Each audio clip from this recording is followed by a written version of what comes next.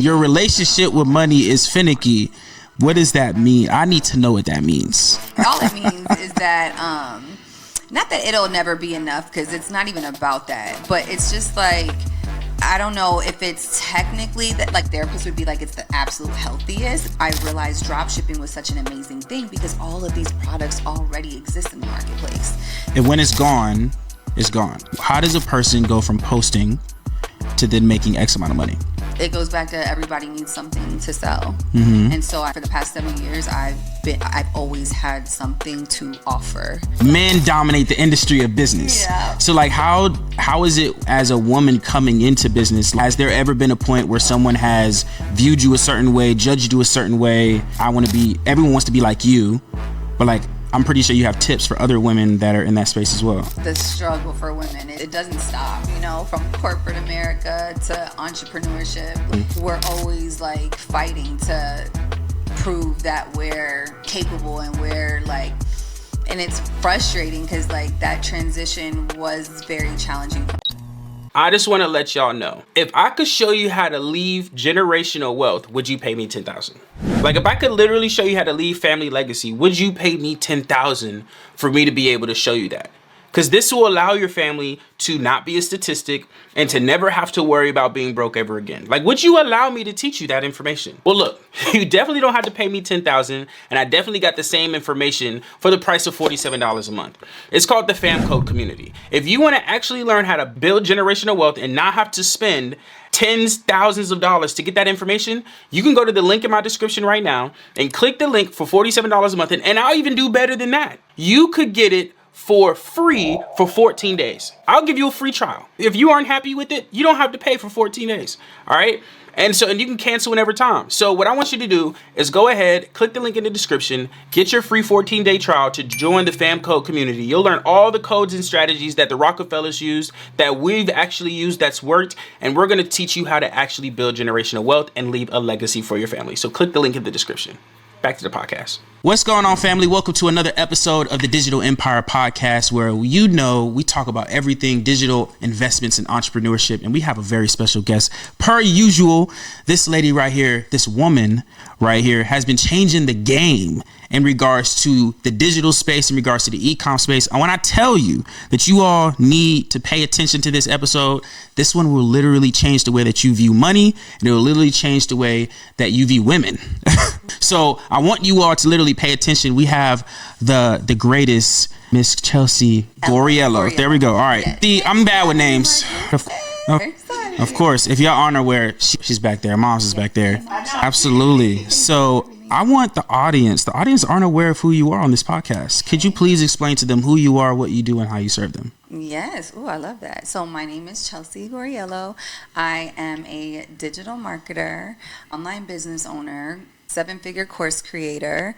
I'm a huge fan of all things entrepreneurship, multiple streams of income, passive income, digital income. I'm a mother of 2 small toddlers, and I'm here to serve up and coming entrepreneurs, people who just want and aspire for more out of life, more than the typical traditional 9-to-5 type of lifestyle. I'm for all of those who really just want to reach for the stars and make their dreams come true. So I create and craft different programs to help educate people on how to navigate online business from the beginning. Was that not the best intro of someone of who they were? Like she said, inspiring entrepreneurs, and I don't even remember everything you said. It was so good. But let me ask you this. You said that you're a digital marketer. Tell me what that means to you. So in the digital space, I create digital programs that are in the niche, because you can have that in any niche, really. Right. But I choose to teach and educate in the niche of helping people make money online. So the online money generation space, leveraging social media primarily to make their coin. So social media as in like paid ads, organic? Mainly, traditionally, I'm known for being a paid ads girl, for sure. It just kind of depends on the offer and like what business model it is. You don't, paid ads are always a great addition too, but some of the things that I also teach and do focus on organic marketing instead. So it's not always, it's just kind of like what's the campaign, what's the goal of this campaign, what are we trying to do with this project, and then we kind of figure out like how we want to market it. But I leverage both paid ads and organic marketing, building that personal brand so that that makes sense. What about OG Chelsea though? So like we talk about a lot of I'm saying we talk about a lot of like money. I think a lot of people know that we can make money online. Yeah. But I always believe that they're not buying into the money, they're buying into you, I right? agree. So what about you? Like what were you like before Chelsea was like this grand 100K follower, 7-figure earner mother? I've just always been that girl. I've just always been a real one. In whatever space I'm in, I've always just been a very high achiever, a real go-getter, just someone who's just always been striving for greatness. And I just was that person that was constantly praying to God, like, give me my moment, give me my time. Like, I'm going to show out for you. I promise I'm not going to play with none of the opportunities that you give me. I'm going to eat it up every time. I'm going to make the most of it, the best of it every single time. I'm not going to take nothing for granted. I've just always been that girl, really. And so in school, I wanted to be the smartest. I wanted to be the best. I wanted to get good grades. I wanted to just achieve the most that I could achieve. And I've always had the spirit of bringing as many people with me as possible. I've always been like a leader in that way. I've always never been a gatekeeper. I've always been somebody, whether it was the best contour, the best perfume, whatever, I'm the one that's like, girl, you need this in your life. Let me put you onto this. Let me do your makeup, or anything I was good at. I always wanted to like help other people with that area that I could offer to serve in that way, And then it just got to the point where that servitude type of, it's great, but it can get to a point where it's just like, damn, I want more from my life. Like, I want to be poured into too. I want to be around people who can uplift me, motivate me, and guide me through bigger and better things as well. So that kind of led me into like mentorship and always seeking more. I've just always been that person that's seeking more knowledge. And that just hasn't changed. I don't think it'll ever change. I always want to be a student to something new, That's so interesting that you say that, because a lot of people, this is what I've realized, right? At least more commonly, not all women are like this, right? But this is just what I've realized with the women that are around me, is that most women want to be nurtured, don't want to be on the survival masculine wave of things, right? And to be able to own up and say, I want to be poured into as well, is something that a lot of women don't really view, because they view that as submissive or controlling. Right? Yeah. I love it. Do you know what I'm saying? So I love it. Like, it's crazy how you were humbling enough, or you had humility, or what my mom likes to say is graciousness, to be able to be like, okay, because when you serve so much, you then serve what you don't have. Yeah, you're serving from an empty cup. Exactly. So like when you first, like, walk me through that mindset of you being able to like, okay, I need to be poured into as well. Like, what made you pivot? What made me pivot is that I realized like a lot of times I was the smartest person in the room type of thing. That's valid. And I always kind of attracted people who came to me like big sis, like they wanted to learn from me or whatever. And so it just naturally was that where I was like leading the way. And it got to a point where it's like, I didn't feel lost, but I felt like I had done all I could do. And I'm like hitting a brick wall of like, well, what's next for my life? Like, yeah, I've done some dope stuff in this industry or that industry. And I've started, I built this and that, but like, I'm only repeating what I know to do, and I was hitting this ceiling, and I just started to I realized like I had to put myself in new environments where I was now the dumbest person in the room, and that's just really, it was like a epiphany moment. I probably heard it on like somewhere where it's like, yeah, you got to network and get in new rooms, and I'm like, oh, the secret, damn it, yes, something so obvious. Look, that ticket, but call networking, I didn't know. I've always been an introvert. I've always just gravitated to the circle that gravitates towards me, or the little bubble that I end up creating. And you like me, I like you back. Like, we're friends. I'll get to know you. You want to get to know me. I never went out seeking like, I'm gonna look for the people, the high achievers or the leaders, or I'm gonna look for the people that got X, Y, and Z going on so I can learn from them. I kind of just gravitate to whoever gravitates towards me, and we build whatever we build, or we don't. Maybe we're friends and we don't even do any of that together. Which is valid, because those do happen. Yeah. That's happened to me for sure. So tell me about the women's side though. So in our industry, it's predominantly masculine men. or not even masculine nowadays, just men in general, right? No shade.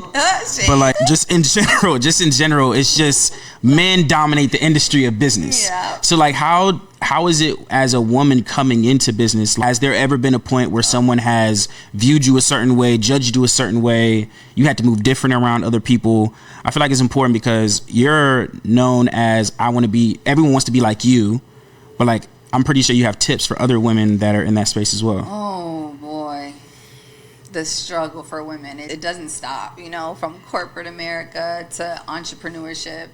We're always like fighting to prove that we're capable, and and it's frustrating because like that transition was very challenging from the very start of going from corporate America or freelance work, whatever, to becoming an entrepreneur and seeking knowledge from those who are already mastered the industry, which, like you said, 99% of the time is men. And in the industry that I was familiar with or getting involved with was e-commerce and digital marketing, that realm, and that's heavily run by not just men but very young men as well. Facts. Back when I started 2016, people who were, obviously there were the old heads in it too, but I wasn't familiar with the people who I was YouTubing and seeing were 17, 18, 19-year-old boys making $250,000 a month from their mom's basement. It's literally crazy because I'm literally learning from a 19-year-old right now. My first mentor was 19 years old making $240,000 a month. Crazy. And I paid him $4,000 a month for 4 months. But yeah, it's crazy how it's from all, I don't know, they just got time. I feel like it's just because they got time. Yeah, 19-year-olds, they just got time to be able to just. I don't know what it is. I don't know what it is, but I know that they hacked it for sure though. It was really hard to connect. I started business at 27 or 28, something like that, and so here I am trying to learn from a 19-year-old boy who I'm sure has ADHD, talked very, very, very fast, and would make references to things that I've never even heard of in games and shows, and I'm like, no, bro, we got to slow that down. And I'm looking at the timer, like, I only 30 minutes with you, an hour with you, and like half of the language, I'm trying to decipher what you're talking about. It was so challenging, and I think that was what really sent me into entrepreneurship, was the fact that I didn't see enough people that were like me in the space, or not entrepreneurship, but mentorship. Was that I didn't see enough women when I was seeking knowledge and when I was seeking assistance and guidance. There was nobody that I truly felt confident or comfortable. I don't even think it was people. I don't think people were in it. Women weren't in that space at that time. I don't even think we were in that space. No, I was, But in the bios of the people who were on YouTube and who were knowledgeable and who were in position to monetize their knowledge, maybe they didn't realize what they were doing, or they did, because they were marketers at the end of the day. But they knew the bio game. This ain't brand new. They had their description on YouTube, and if you need help, follow me on Instagram or email, and that was strategic. We're the consumer, we're looking at it like, oh, look at their description, I'm not even going to read that because I watched the video. Well, that's where the knowledge is. Oh, how'd you find your first mentor? I read the description and I emailed his ass. That's literally all it is. Until he responded. I do that all the time in my Instagram. Comment the word, DM the word. Now we know. Click the link. Now we're privy to that. But back when I was starting in 2016, people couldn't believe I had found somebody to help me. Well, I can't find. Well, how'd you find? That's so true. I went on YouTube, the same YouTube we all use for everything, and I just messaged or followed them on. You actually reached out. I did their funnel. So I don't even think funnels was a thing then either. Funnel has always been a thing. Okay, you just so don't know that it's a thing. But I mean, like, not mainstream wise. Like, of course, terms wasn't like called. It was just called customer journey was the word. It wasn't like called get a funnel. Because ClickFunnels probably had something to do with that. I don't know if that's the case, but maybe. I know that they had like you should have like the little the funnel, like they would have the design, the diagram of it, but like they didn't call the website a funnel at the time in 2016. They did. I think they did. I don't think this is new. Search engine optimization. That's why I went back to school for internet marketing. Because that was the reason why I'm like, everything is shifting. So now you gotta have something to capture people's information. That's crazy. That was when you were in high school. I was a child. Yeah. So this does go way back, but this is crazy. It does. Marketing ain't nothing new, but the internet is a relatively. I think all of this is relatively new to an extent. It's like podcasts. People in podcasts. Radio's been around. But you know what I'm saying? Exactly. Like it's still. new First. to everyone else. Yeah. You know what I'm First saying? tiers. Right. Like nowadays, people are like, oh my God, this is new, this is a podcast, but the radio stations have been doing this for 20 years, Exactly. 30 years, 40 years, whatever. Yeah. You know what I'm saying? So you mentioned that you asked for like you know, you went to YouTube, you hit somebody up, they were 19 years old. How long was the process to learn the skill set that you have? Oh my gosh, I made $250,000 in the business. It took 2 years. It took my first 2 years to hit that. And at that mark, I remember being like, holy shit, we just made $250,000. And I finally understand. That epiphany moment for sure. I finally understand how to optimize my campaigns.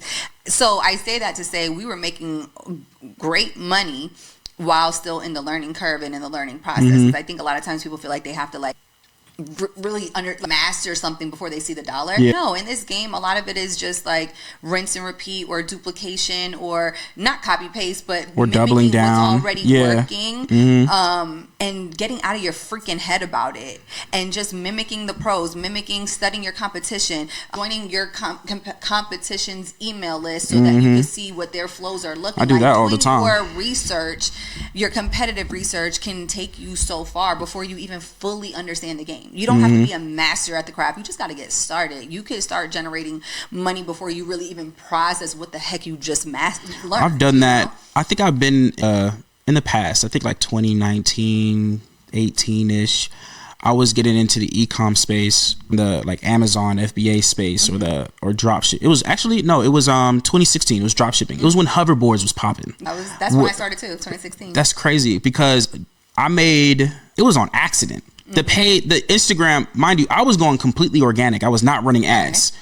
This was when like hoverboards was at its peak. Oh, they went crazy. I had maybe 100 followers, and I remember I made like a couple $1,000s a month. That's awesome. I was like, I didn't even DM anybody. It was just the pure hype of hoverboards that made me, and I was like, oh, I'm about to pay rent. I'm in college. So I'm like, oh, I'm about to pay rent, or I think I made one time $2,000 not pay rent, something like that. But then it completely died out. It wasn't that hoverboards weren't good. It was because they kept fire or something like that. Like recalls and issues. And so that would have been a killer. So it's just crazy how, you went, and that was straight off YouTube. And there's so many like that. There's fidget spinners that did that. There's fidget went crazy. It's still going crazy. I don't even know how they still exist. The whole sensory. It's crazy, especially in the kids space. The kids space is amazing. The kids it's always going to be the babies. I'm telling you, just all it takes is one product to sell. You can change your complete total life. All it takes is literally one product. So tell us about that. Give us the play. Physical, whether it's digital, you just need one product to sell. If you think about any major corporation business that's thriving, everybody, Verizon, Apple, McDonald's, everybody has something that they're offering to an audience. They're selling something. So you can either choose to be the person working for that company and helping, or you could be the person behind it, the visionary that's helping create and craft that product. For me, I've never been like the creative, like, oh, I'm going to sew and design or you give me designer though. Well, thanks, boo. But no, my stylist gives me. Oh, okay. I'll say you're giving me fashion mogul. No. I mean, thank you. I'll take that all day. But the truth is that I'm always just trying to, work smarter, not harder, and I'm not always like trying to reinvent the wheel. You know what I mean? Like, I like things that are just like cut and dry, put together for me in all aspects of my life. So with this, that's how I got into drop shipping, because I realized, like, let me not cut myself out of the entrepreneur race just because I don't classify myself as a creative or a nerdy techie. There's so many reasons why I could have been. I was coming from the makeup artist space. I was creative in a different type of way. So customizing websites and coding and URL, I was like, I could have easily just been that's a different, this is not my lane at headspace. all. Yeah, but just always just seeking knowledge and just being willing to learn and be coachable. But I was just searching for the easiest way to make a lot of money without having to go back to school, without having to like really like revamp my whole life. I just wanted to learn a couple little keys to be able to put into motion that I can execute and essentially change my life with. And when I found out about dropshipping, I was like, wow, this truly caters to the introvert in me.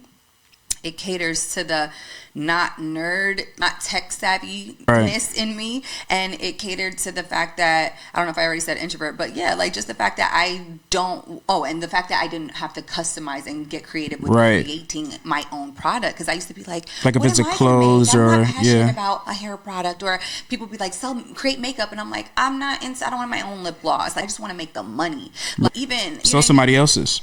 So that's when I realized drop shipping was such an amazing thing, because all of these products already exist in the marketplace. These things are already selling and making other people millions and millions of dollars. Right. So go ahead and buy for low, sell for high. It's arbitrage in a way. So with drop shipping, you don't even have to buy it first for low. You literally just offer it. You have a connection, a relationship with your supplier in a way, and you literally just resell the product, and you don't ever have to purchase it until it's already been purchased from your store. So once I realized, like, oh my God, I can completely middleman this process. I don't have to touch inventory. I don't have to talk to nobody. I don't have to see nobody face to face. I don't have to ever get in my car and spend gas money again if I don't want to. I swear, the rest of my life was just, how can I customize my house to be my sanctuary and everything I need, because I don't ever have to leave the house again. So you could be a digital nomad if you wanted to. I think, yeah. Okay, so after 7 years of being a digital nomad, your girl's coming out the turtle shell.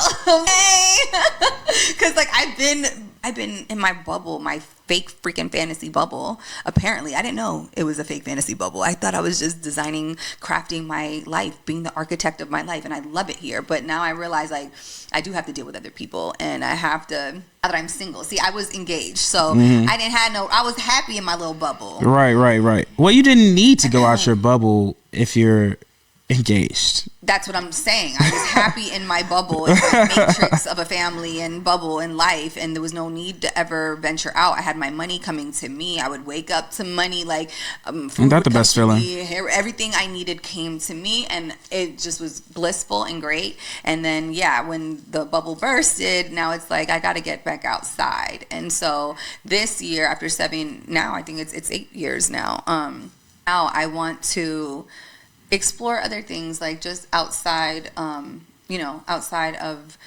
internet entrepreneurship. Like, what does that mean? Little real estate, maybe just getting outside and exploring some of the options. I've just been such an internet girl for so long that I'm sure that you see in our space, in the internet space, new things pop up. ChatGPT pops up. Sure. Now you could be a ChatGPT guru. You could be a theme page guru. You could be there's so many different lanes that you can venture off into. So I'm getting curious now. I know I've been missing out on the streets. Even though I don't like being outside, I want to meet dope people, and it's, I just want to see what new opportunities exist in real life outside of the internet. She said real life, like internet isn't part of real life. I've just been so inspired from the internet. There's been so many great ways to get rich from my bed. But like, what if I just got out there and like hung out with people more and like met them in real life, did more of this? Like, I enjoy it, but I think I'm just selective. I enjoy it with people who I know are at the level to appreciate it. I don't want to just be outside giving my time and energy to bullshit. Like collaboration more. Yeah, collaborations. Yeah, strategic things. Exactly. So that's cool. I just want to see what other opportunities and projects and challenges I can fall into going forward outside of just being a social media person. At the end of the day, we don't own these platforms. No, of course not. And so I've been the victim of building something really, really amazing and having it get taken from me from hacked, just things like that. Like, been hacked several times. Like, your store's been hacked? No, not my store, just social media. Like, social. Business managers, just like that. When you build a whole legacy on the internet, but then that gets wiped out. It's just like, wait, who are you in real life? I've been hacked like 3 times. Me too. So if you haven't built that personal brand in real life, what happens when the internet shit goes down or goes left? So that's why I want to stop. I want to create more of that brand presence and that. That's so interesting that you say that. When it's gone, it's gone, and it's very extremely hard to build back up. It took me years to get where I'm back at right now. Of course, I would be able to get there faster. Next strategy, experience. Yeah. Then it was like 20 I think it was like the first time I got hacked was 2013 when Instagram or something just came out. This is when we were out here taking terrible photos on Instagram. Seriously, I don't know how we thought we were gonna. I don't know why we thought that was okay, but we were taking selfies was a thing. You get what I'm saying? That was like, it was horrible then.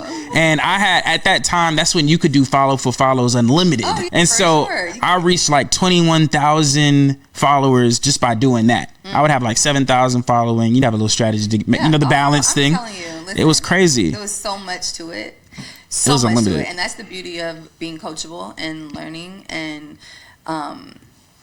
like understanding that once you have the blueprint, you don't really have to freak out about ever falling on hard times again. Like, yeah, it might be a little ouch and a little like, damn, now I got to spend the next 6 months, whatever. But once you're operating from a place of experience, and that's why people are so scared to fail. You're not failing. Like, boo, add that to your tool belt. Like, add that to your notebook. Like, think of all that you just learned during that failure. Like, I got hacked and literally went from having 55,000 followers, making about $60,000 a month, to zero.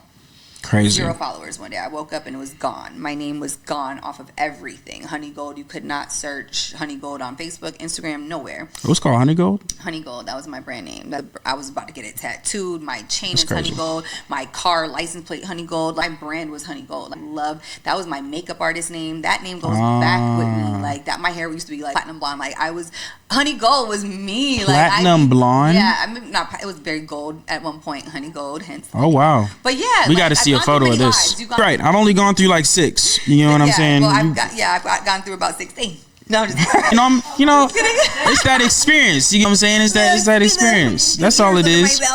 So let me ask you this. Let's for an average individual who wants to get into drop shipping, how do you get started? So first and foremost, I just want to clarify, because I haven't clarified this probably ever, but more than drop shipping, I've been a digital marketer longer than I've been a drop shipper. Interesting. Drop shipping is what the was my first entry into entrepreneurship was drop shipping. I'm a very loyal person, so I feel like I just have to pay homage to drop shipping forever. I'll be 100 years old, and if you tell me to put you on something, I'm gonna be like, okay, well, when I first started, I started off drop shipping because that saved my life. It introduced me to business and what was possible, and it did so in a way that required the least upfront from me, which I appreciated so much, because I was somebody who really counted myself out. I didn't have the resources. I was living in a studio apartment in Koreatown, California, with bars on my windows, and I'm getting taxed heavy out there. I'm not even gonna hold you.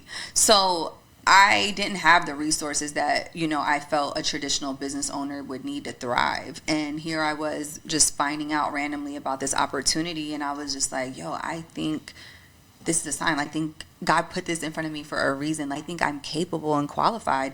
They said I don't need anything. I don't need experience. I don't need money. I don't need. She said that's talking to me right there. This is me. I am her. I can do this one. You need nothing but a laptop and an internet connection, and I have that. Barely, because my laptop didn't even work. I had to literally sit outlet and like toggle with it in order to keep it on. So I was like building my website and like.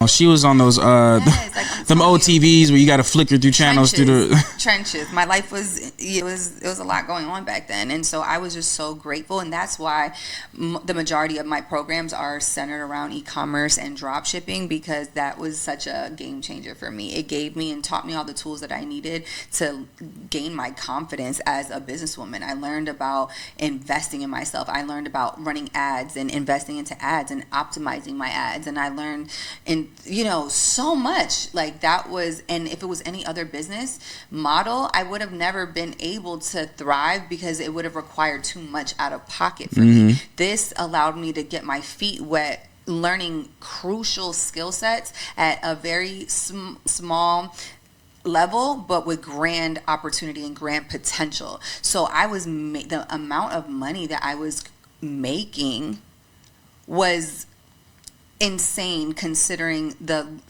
tiny little freaking resources that I had to invest.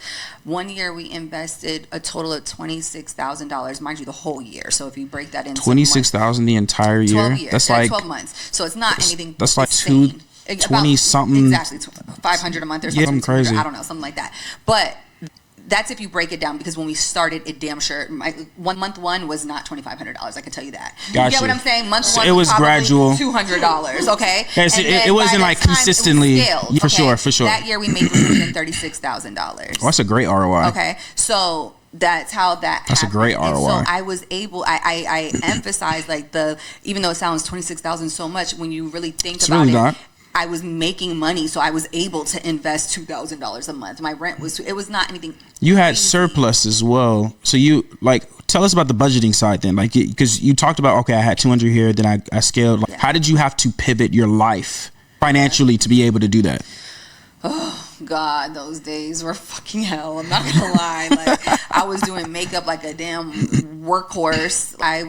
But I had a mission now. Before, when I was a makeup artist, it was just like, okay, I'll do this. Now it's like I knew I needed those ads. Like were just. So you got ads running right now. All day, every day. All day, every day for 7 years. There'll never be a day. And that's facts. I'm gonna be in your face. Period. So I love it. Yeah, like once I realized that, so my point in saying that is that, it gave the average Jane an opportunity to really gain a skill set that took me from a zero to a hero, that gave me that confidence, like, this is real, it's not a scam. This is for people like me, for the little girls that, all that. It was just like, oh my God, thank you, God, because I always thought I needed $100,000 in great credit to get a business loan and a business plan, and all those things just seemed so unattainable for me. My brain, I was not trying to do all that. Brick and mortar, employees, staff, dressing mannequins, that was never. I was like, I guess I'm gonna be a worker forever, because none of those lanes appealed to me. My friends with the boutiques who had to get up at 7 a.m. to go clock in and get the POS. I'm not an early bird. I can't be doing that. I'll just go do some makeup at noon. I can't be doing that. I'll just go do 3 makeup faces and pay my rent and be on my own time. Wait, how much is the makeup then? How much are you charging to be able to do? I went from free at one point, whole spectrum. I was a makeup artist for 8 years. So, that's crazy. I mean, if I could get 1,000 about you, I'm going to try. If I'm working on set, if I'm doing a normal, you know what I mean? It just kind of depends. It varies on the setting. Right. You know what I mean? Yeah. So, I mean, I was doing decent for myself. I didn't have kids. I was a single woman doing makeup. People ask me like, were you making X amount a year? I honestly never, back then, I wasn't like, I make $75,000 a year. I don't freaking know. I was hustling every day. I needed to do makeup. I knew that to pay my bills. You know what I'm saying? Like, I was never that paycheck girl. I was always that person that was like saving my tax return and my savings account for my whole year. I never was broke. I'll clarify that, because sometimes when I get passionate, I went from zero to here, and people be like, "But you was never at zero." It's like, yeah, but you felt as if it was zero. Yeah, there's a difference. That's like you're saying as if, I know I have some money. That don't mean I want to tap into that money. Yes. You know what I'm saying? I always, and my relationship with money is a little funny. You can say that. I don't really know why or where. I don't care to do the work, because it's gotten me where it's not that funny to where it's like a problem in my eyes. But so wait, hold up. Yeah, that's the question I'm gonna tap into. No, you're not finna just run through that. I'm sorry to interrupt you while you're watching this amazing podcast, but I just want to ask you a question. All right, let me ask you this. If I could show you how to build a trust, build life insurance policies, build a family business, all within 90 days, would you want to learn? 90 days or less. If you could learn how to protect your assets, pass it on to your children, or pass it on to whoever you want to pass it to, would you want to learn? Great, I thought so. So what I did is I actually ended up dropping a free training down below. You can actually learn absolutely free. Watch the free training. This will teach you everything about how we created a trust, a family trust, an international trust, all these types of trusts that exist. If you want to learn that information, if you want to learn how to establish family bank, if you want to learn how to properly establish an LLC, all of that is actually in the description below, and it's absolutely free. Okay, so I want you to go ahead, hit that actual button below, learn that, get that, and I will see you in the free training. Peace. Back to the episode. Your relationship with money is finicky. What does that mean? I need to know what that means. It just means that all it means is that not that it'll never be enough, because it's not even about that, but it's just like, I don't know if it's technically that, like, therapists would be like it's the absolute healthiest, but like I said, I don't think it's a negative, because I'm not like sitting here upset like a weirdo about money or anything. Like, I can lend money. I'm like a normal person with it, but I think it's just like that survival, I guess is what it boils down to. Like, survival in me, or instinct in me, is always just like, you gotta have something. Yeah, like my ex used to get really mad when I would be like on podcasts or whenever when I would say like that broke thing. That's why I just corrected myself, because truthfully in my mind, I guess I knew I wasn't broke, but if it was like less than $5,000 in my bank account, I just factor in that this is only going to cover me for rent for 2 months. That's not factoring in food, car note, nothing. That's literally my life in 2 months, and I could be on the street without that. So he would be like, you never had less than 4 or 5,000 in your account, you was never broke. Okay, I guess it's all relative to who you're talking to. You know what I mean? But that's not a bad relationship with money. That's what I'm saying. It's like, I don't think it's a bad relationship with money, but I'm thinking like penny pinching type of money. Yeah, I'm not like anal or petty or like weird with money, but it's not anything I'll really talk about. It's more of a mental thing that I'm always just like, I need my accounts to look a certain way. If they're not, I will like at one point I would make myself sick over it. Not what does make sick, yourself like, sick? Yeah, like I wouldn't be interested in eating that day. I'm not interested in hanging out. Not like really sick, but it's just like I needed my money to not be funny at all. I needed my stuff to be structured, and so everything had to do with psychological for you. Yeah, it was all psychological. So like, okay, I think it's all psychological for you. So like, if you had zero in your zero right now in your bank account, how would you act? Insane. I wouldn't be here. Like, what would you do? Probably be in an insane asylum. I'd be hopping off a bridge. What do you mean? Just kidding. Please don't. Yo, she said an insane asylum. I'm losing my mind. What do you mean? No. But like, no, tell me, like, walk me through that though. Like, if you had $0, that went completely left than I was expecting. If you had $0 in your account, like, what steps would you take though? Okay. That was wild. I was like, hold up. That was not what I was expecting. So because you're asking someone who is, I have that survival mode instinct in me or whatever, that survival mode in me, but I also have resources, experience, knowledge, strategy now. So that just like when I got hacked and I went from $55,000 a month to literally zero, you can't run ads, you have no presence, nobody knows who you are, you have no name, you have no brand, you have no identity. I freaked out for 2 weeks, like a sane asylum freak out for 2 weeks.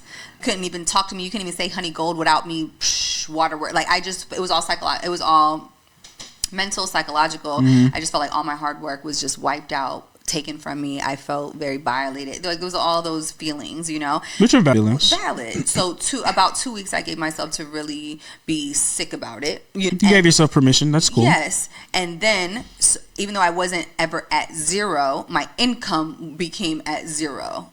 So I had money in the bank and stuff. So your income was relative to the amount of followers you had? My income was relative to or the presence you had. I did a lot of my marketing and utilizing the paid ads.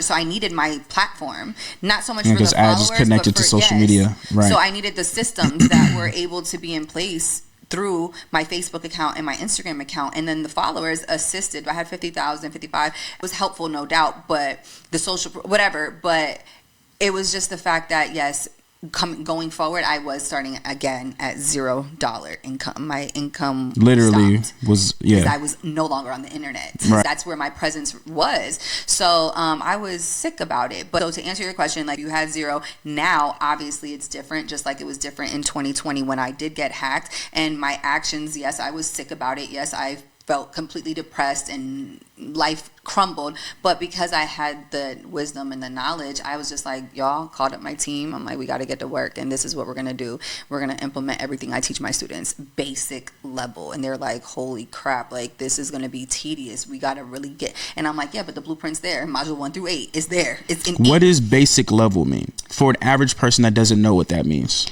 Just getting back to the nitty gritty of posting X amount of times a day. You know, a lot of people say 3 to 5. I said 7 to 10. 7 to 10? Crazy. And you post 7 now or then? Even now. You post 7 to 10 times a day. Like 6. That's 6 to 8. Actually, like it's not OD.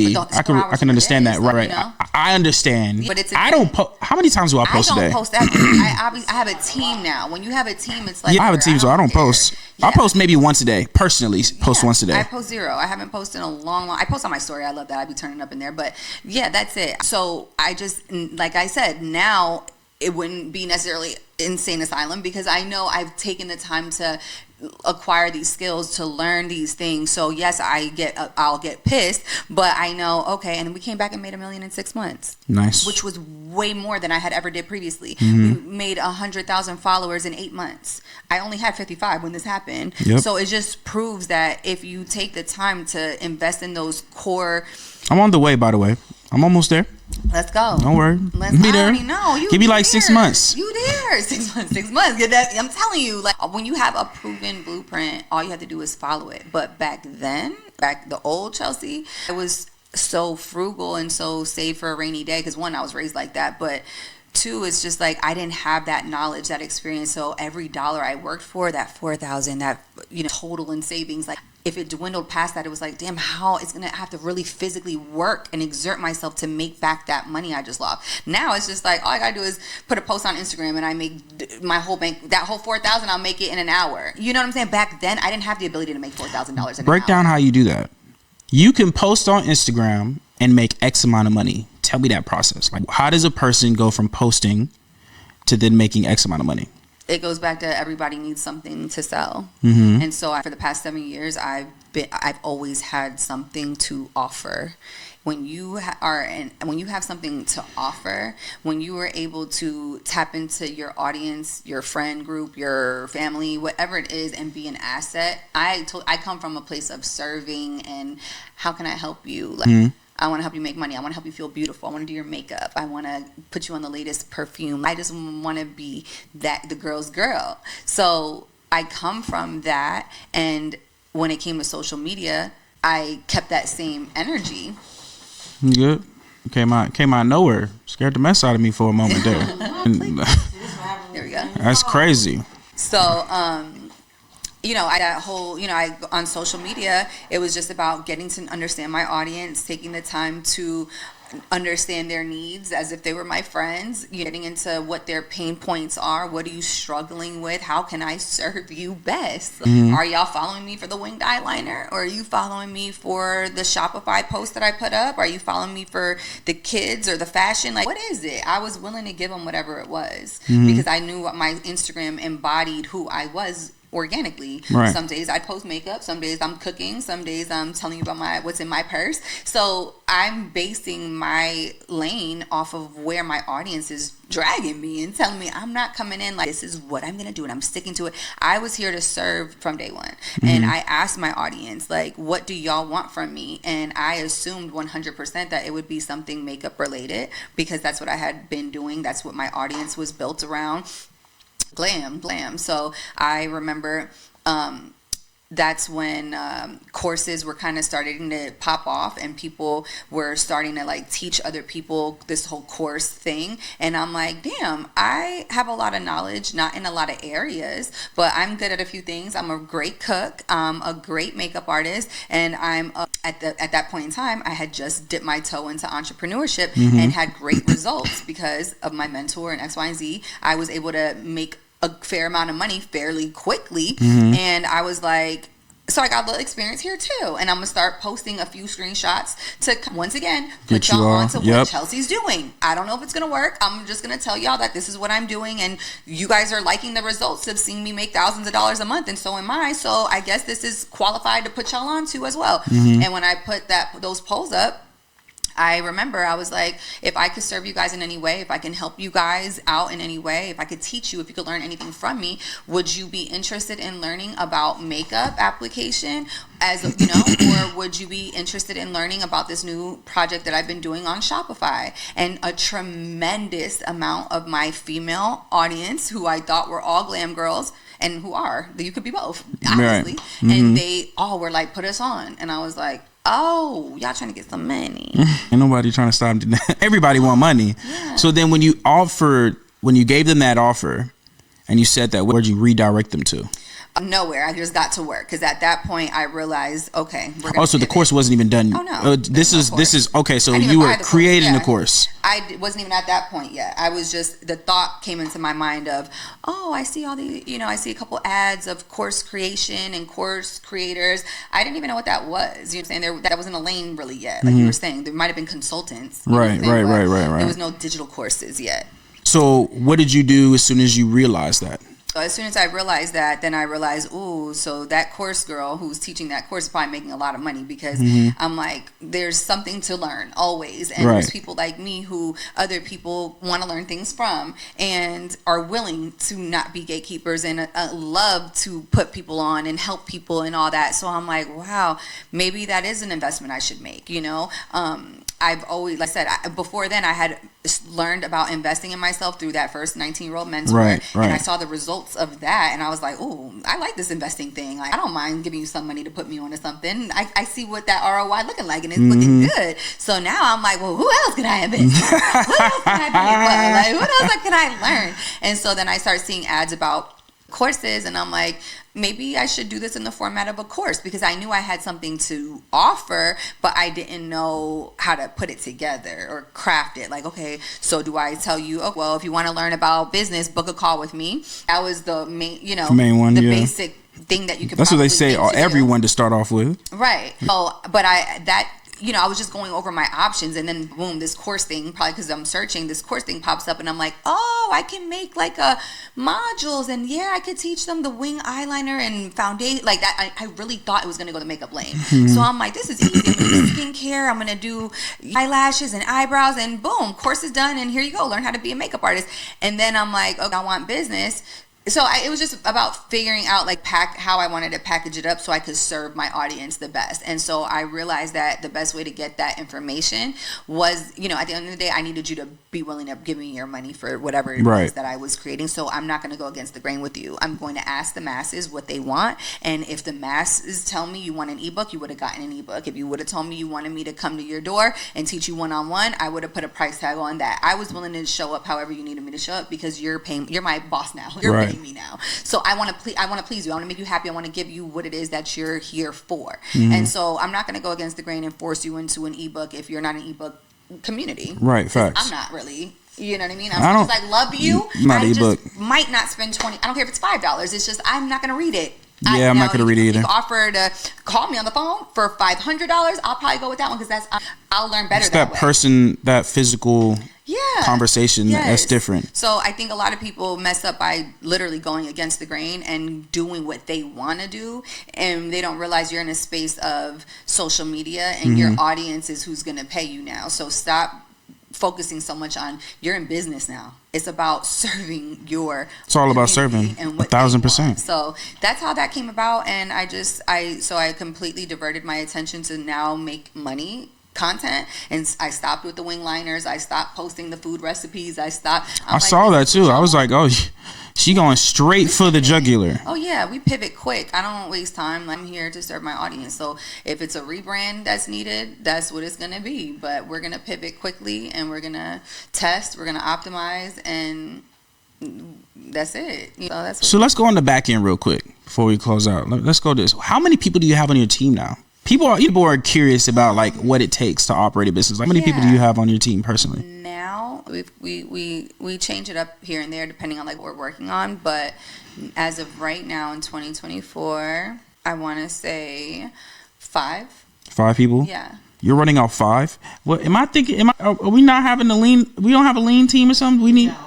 I mean, like, that's not including like accountant, bookkeeper, like, you know, those type of. But like contractors type stuff. Social media, like my online business people. I have my executive assistant who works with me at the house. I have Brandy, who's my student support coach for my mentorships. Like, she is in my chats, monitoring all my chats.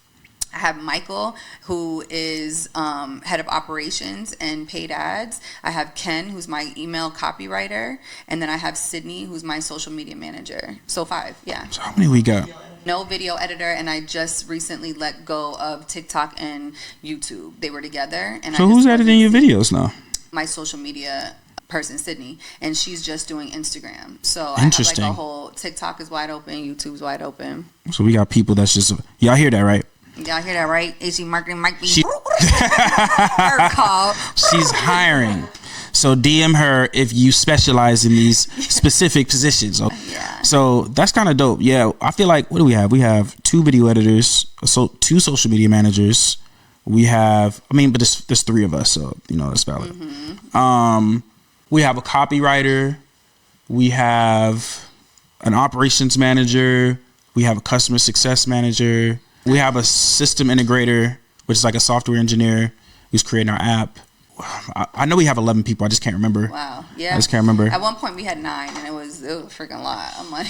Yeah, I feel like what we've now learned is at the highest we've had was 28. Whoa. Oh, 32. To go now. 32 was the highest we had. Oh my God.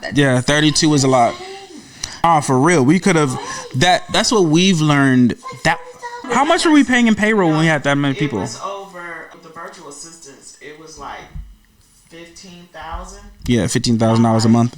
I said we need to reduce this, and Marcus was like, "No, we need this and this." It was one person for the website. What was crazy is my mom never felt so relieved in her life at that time though. She woke up and was like, "What am I supposed to do?" I don't care. I'm probably at like 17,000. 17. See, the thing is, I would rather have. I would pay. I'm one person. Y'all are 3. What the f?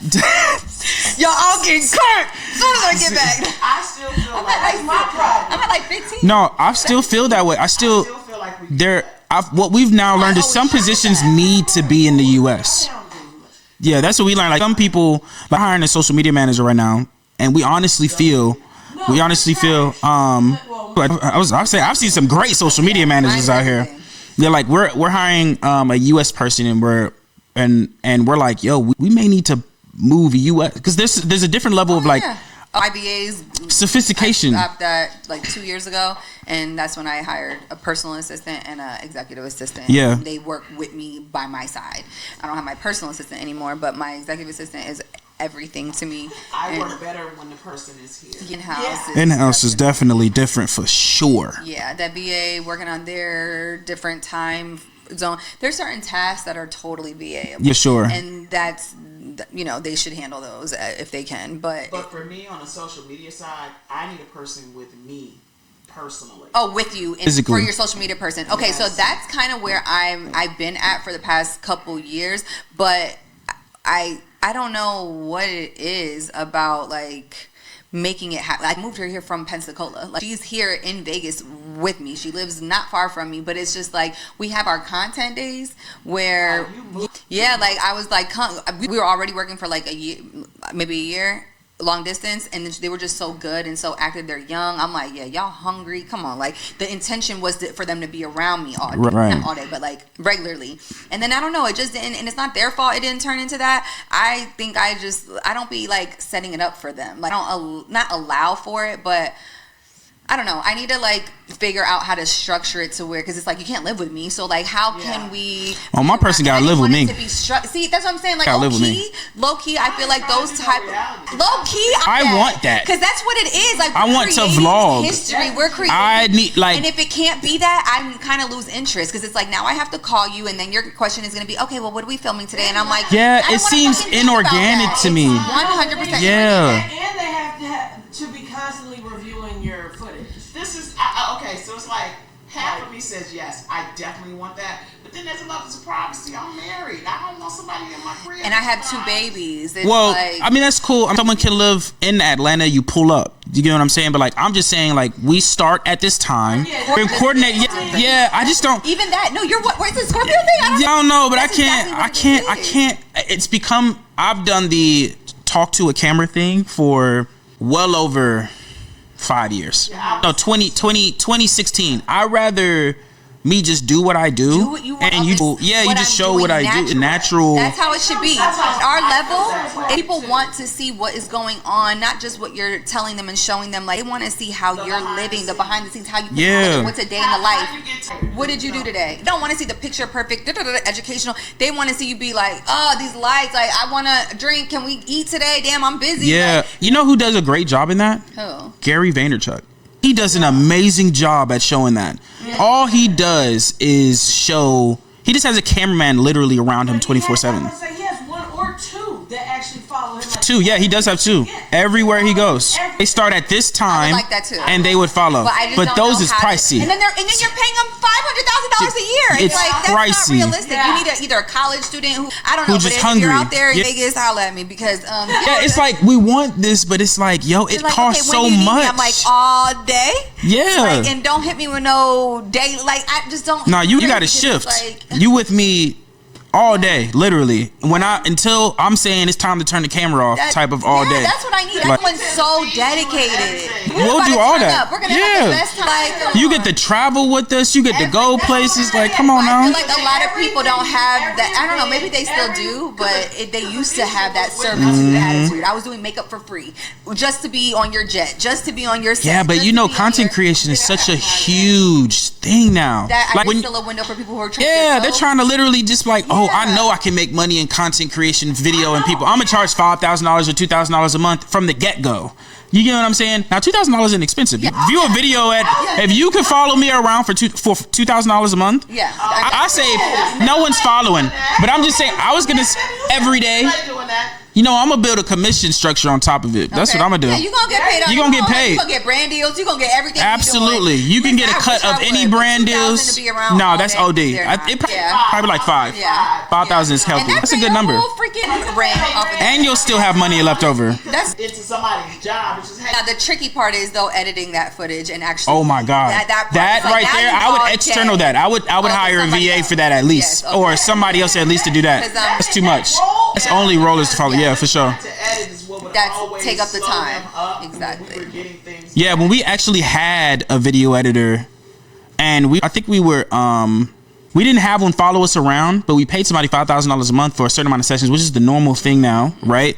But like, what would take forever is the editing. I don't even think we got the last editing thing that we got. When I think about it, we did. Okay, so like that for me is like, oh my God, it takes forever. Yeah. I rather just nowadays when we hire a different topic now. Yeah, we're in a different season. That's what I'm saying. Like y'all did that event 3 months ago. Yeah, so nowadays we just say, yo, we don't even want you to edit. We just want you to film. Give us the raw footage. Our video editors will push it out. And like we'll kill all that friction. I've just been doing the once a week content days, and we'll shoot for like 4 or 5 hours, and we'll have some things scripted. For the most part, I'll throw in some ads. They'll follow me, whatever I do, but.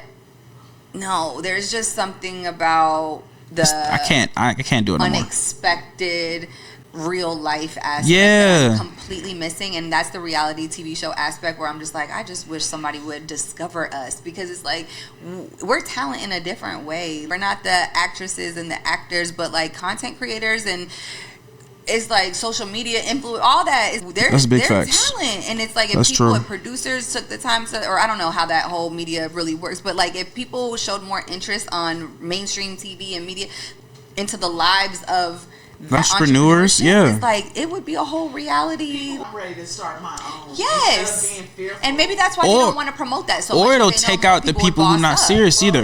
It's all good. It's organic. I didn't know that, and didn't go back to work either. Try to get the credit done and start going out for credit and stuff like that. So it was just like, wait a minute, this is not what we didn't expect. This. So now we're gonna need to pull back and get this money back. So we're gonna put the Corporate Transparency Act, so everybody needs to vote. So that is a space. Everybody going to jail. For real. Everybody going to jail because they don't even know to realize what's going on. Yeah. Eventually, the dollar is gonna be on. So everything is digital. So now they're gonna see where your money is. Okay. They're gonna try to track that too, for sure. They're tracking everything. Oh yeah, they tracking Zelle too. They tracking Zelle. You can't Zelle nothing without it being tracked now. I feel like all that is just a whole nutshell of entrepreneurs need certain things in place for them to showcase what they are. Because I honestly feel like this is why this may be a negative thing, but it's good for us. Because I always believe that you have people that are destined to be entrepreneurs or CEOs, and then you have people that are destined to be employees, right? So if we were to showcase what it's really like to be an entrepreneur, you're gonna have people that are like, oh, I don't want that lifestyle, because it's not for the weak-hearted. It's not for everybody. It's not for the weak-hearted. And they deserve to know. And they need to know what it is.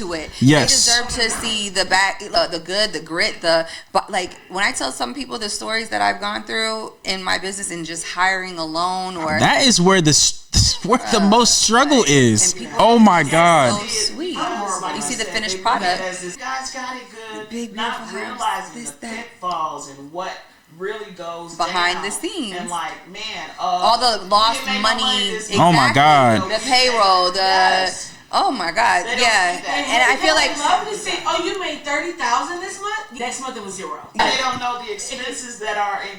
Yeah, you made 30, but you needed 50. right. That is People so have true. No idea what goes into it, and I think a lot That's of so like, media people, they're like, business isn't like catty enough, or it's not, colorful enough for like TV, the way reality show. And Oh, it's it like, is. if you took the time to get in this, and then Nah, for real. just because you're a successful entrepreneur, that doesn't mean that your real personal life ain't in shambles. Okay, I've gone through things during this last year, this breakup. Okay, that I'm like, who I am publicly for my business. How am I holding it down? But I got baby daddy issues. I got that neighbors and fighting with it. In the business. Yeah, so people think it's all about the business. We over here, me and my homegirls like, whoa, where we going? What we doing? It's like, But that's what's crazy. Like, that's why they need to see it. That's what I'm saying. That's why they need to see it. In the boring entrepreneur, But that's group, why- or like the nerdy. We are, baby. We not nerdy, and we making a lot more money. We than just your business favorite owners. TV personality. Nah, for real. Okay, like it's like entrepreneurship is popping. I remember, have you all heard of this Reality podcast, TV. Diary of a CEO? Y'all heard the podcast Diary of a CEO? Biggest podcast in the world. I've heard of it. I've never listened to So he does vlogging now. He does what we say that we're doing. And he had went on a podcast one time and he said the difference between the guy who's he said there's a difference between a celebrity and a business owner. He said celebrities, their worst struggle is that when they walk outside, they just have a swarm of people talking to them. But a business owner, they have a bigger struggle because they have to worry about payroll. They have to worry about, okay, what if I have all these people here, but I don't have the money to pay them? That's a bigger struggle than you just going outside and being swamped with people. Just because you're a celebrity, an athlete, an actor, you're not a boss. That's what I'm saying. So like the conversation we're having this I just want to throw that out there because that's such a perfect point of entrepreneurship is not for the weak-hearted, and they need to know it's totally different than what most people think. Than we just talking in front of a camera or writing something down and showing you something. Yeah. Oh, for sure. It's totally separate. We need a reality show for sure. Like 1000%. There needs to be like a whole network catered towards entrepreneurship reality shows. That would be so dope. If there was a network like that. The ones that are super successful to the ones who are just starting out. And how the super successful, some of them are gatekeepers. Right. Because that's really what goes down. Okay. Yeah. You don't want you to have all Reputation is important in our space. So it could be that one viral video that takes you and that one show that you're on for a podcast that can blow your business up. And then the folks who were trying to be the gatekeepers, oh man, can you be with us? And let me just go and be with them. Right. Because that's really what goes down and people don't see that. I think the only show that breaks that down in small increments, I think, is the show called Undercover Billionaire, where they take all the billionaires, they strip everything away from them, and they make them start from zero, and they have to make $1 million in a certain time frame. No, it's a great show, but like it's called. It's already done. You can search it. It's a season. It's a whole bunch of billionaires. They just strip everything, cut their hair, make them look different, and they have to start from zero. And they have to make $1 million. And I think. I know Grant Cardone did it, and he did it in 90 days. I saw him. Okay, so there's more episodes. There's way more people. Well, that's because they got all the experience now, so all the knowledge. Starting with zero resources. They can't post on social media. Doesn't exist. What? Their connections don't exist. No social media. They can't leverage nothing. And they have zero money, zero resources. They cannot use their own. They cannot use their current knowledge. They cannot use their current knowledge. That's the key thing about Undercover Brother. I'm done. Undercover Billionaire is crazy. They say you can't use no influence from other people that you already know. It has to be brand new people. So what's one example of someone besides Grant Cardone? What did he do? There was this lady. Oh, I can't remember her name right now. It's this lady. She went crazy. She was going dumb getting brand. Like, she's a major hustler. I cannot remember her name. I think she was like 3rd episode or something like that. Because every episode is a different entrepreneur. Okay. It's so good. Like, I have binge watched it. So Undercover Billionaire, I think is the first. Probably the first step would be connections. Obviously, if you have no resources, no nothing. Nah, the first one was a job. Oh, okay. She went and got some. You have to get. You have zero money. You got to get money. Oh yes. Oh God. It's a job. Where they got you put up in a place to live. Yep. Okay. So like they're acting as if you're legit. No, you're not homeless. They put you in a place. You go. And they do everything that the bare minimum. Yeah, they do the bare minimum. I don't think the food's covered though. I don't believe the food is covered. I think they just pay it just the shelter portion. Awesome. We need a show like that to make your first 100K for normal For entrepreneurs. sure. For sure. That would be so fun. I already know what I would do. I would immediately go on social media. Yeah, well, you Immediately. Said, what if we didn't have that? If it was if there was no social media, the first thing that I would do is network. I would 1,000%. I would work crazy for anybody. Yeah. Crazy. I would probably go on eBay and resell something or something. Yeah. Something to have a little more surplus than my job. Then I would go into the networking space.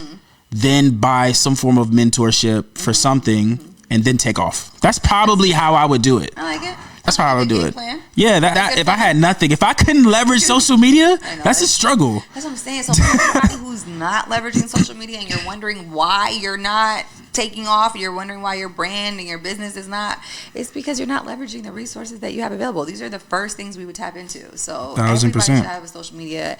Everybody who's on social media should have something to sell. 1,000%. Can you let them know where they can find you though? Let's tap into them. Let them know. So my handle is Learn with Chelsea on all platforms. Literally, we're everywhere. So just search Learn with Chelsea. And if you're interested in any of the things that we've talked about, shoot me a message, shoot me a DM. I love to be a resource for all the girls, okay, for everybody really. But I got a soft spot for my ladies. I'm just trying to help as many women as possible just break through their entrepreneurship journey and take off and create a life of bliss, happiness. The soft life is what we're coming for all 2024 and beyond. So if you're interested in learning how to create that soft life for you and your families, your children, DM me the words soft life and I got you. I'm gonna put you on game. Yo, I'm not gonna lie to you. I don't mean to stop the podcast that you're listening to right now, but I have to tell you the great news, okay?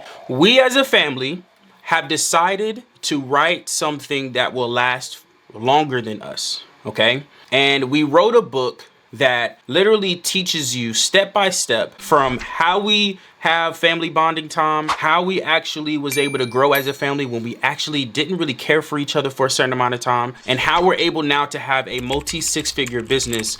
And what we did, and it's not just a six-figure business, it's a multi-family six-figure business, and how we did it step by step. And it's actually very special to us because this book is going to allow us to be able to teach our children.